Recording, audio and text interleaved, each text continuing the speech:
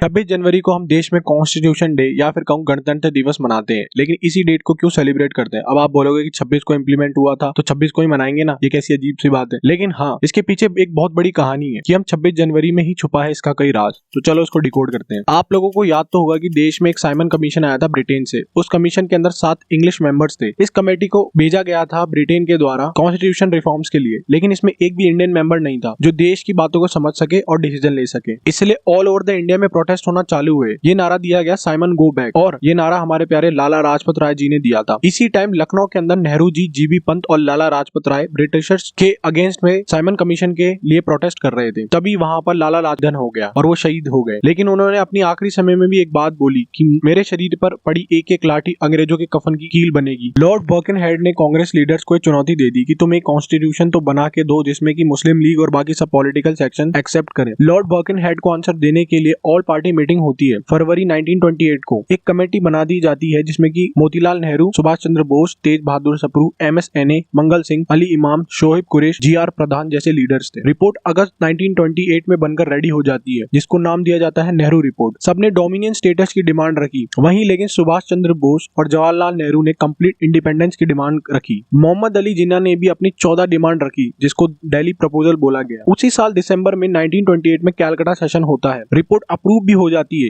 लेकिन सुभाष चंद्र बोस और जवाहरलाल नेहरू खुश नहीं होते हैं क्योंकि उनकी एक ही डिमांड थी, फुल इंडिपेंडेंस। 1929 आता है और कलकत्ता में गांधी जी कांग्रेस वर्किंग कमेटी के साथ मिलकर बॉयकॉट मूवमेंट लॉन्च करते हैं। मार्च 1929 को गांधी जी को अरेस्ट कर लिया जाता है। उसी टाइम अप्रैल में मेरठ कॉन्स्पिरेंसी और सेंट्रल लेजिस्लेशन असेंबली में बॉम्ब फोड़ दिया जाता है भगत सिंह और BK दत्त के द्वारा। लेबर गवर्नमेंट ब्रिटेन में पावर में आ जाती है जिसको लेड कर रहे थे रैमसे मैकडोनाल्ड। और फिर आता है अक्टूबर 1929 और उसी साल साइमन कमीशन की रिपोर्ट आने से पहले अरविंद डिक्लेयर कर देते हैं कि हम डोमिनियन स्टेटस दिया जाएगा और एक राउंड टेबल कॉन्फ्रेंस भी बुलाई जाएगी। कांग्रेस लीडर दिल्ली मैनिफेस्टो रखते हैं जिसमें की कुछ डिमांड रखी जाती है जो कि नवंबर 2, 1929 को होता है। अब दिसंबर 1929 को गांधी जी, मोतीलाल नेहरू अरविंद से मिलने जाते हैं। उसी टाइम अरविंद बोलते हैं कि कॉन्फ्रेंस जो है उसका प्रपोज इंडिया को डोमिनियन स्टेटस देना नहीं है। अरविंद सब रिजेक्ट कर देते हैं दिल्ली मैनिफेस्टो में रखी सारी डिमांड। फिर होता है दिसंबर में लाहौर कांग्रेस सेशन जिसको जवाहरलाल नेहरू लीड कर रहे थे एज अ प्रेसिडेंट। उसमें 4 बातें बोली गई। कोई भी मेंबर राउंड टेबल कॉन्फ्रेंस को अटेंड नहीं करेगा। कंप्लीट इंडिपेंडेंस ही गोल है, ना कि dominion status. Civil disobedience movement को लॉन्च कर दिया जाएगा जिसमें कि कोई भी बंदा टैक्स नहीं देगा और जो भी मेंबर लेजिस्लेचर का पार्ट है वो रिजाइन करेंगे। और 26 जनवरी 1930 को फिक्स किया जाता है कि हम इसको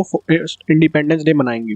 अब 31 दिसंबर 1929 की उस रात रावी रिवर के बैंक पर फ्लैग होस्ट किया जाता है और स्लोगन दिया जाता है इनकलाब जिंदाबाद। लेकिन 26 जनवरी 1930 को आजादी मिली तो नहीं, लेकिन बहुत सारे सर्कमस्टेंस की वजह से। लेकिन उसी दिन हर जगह देश में फ्लैग होस्ट किया गया और लोगों को एजुकेट किया गया। लेकिन जब बाद में हमको इंडिपेंडेंस 15 अगस्त को मिली तो हमने पहले से डिसाइड किया गया था कि 26 जनवरी ही हम as a independence day celebrate करेंगे। लेकिन फिर क्या किया गया, लेकिन जब बाद में हमको इंडिपेंडेंस 15 अगस्त को मिली बट हमने पहले से ही डिसाइड कर चुके थे 17 साल पहले, तो जब कॉन्स्टिट्यूशन बन के रेडी हो चुका था 1 महीने तक उसे होल्ड किया गया और 26 जनवरी 1950 को लागू किया गया। ये थी आज के दिन की पूरी हिस्ट्री। अगर वीडियो अच्छा लगा हो लाइक शेयर कमेंट दबा दो और अगले वीडियो में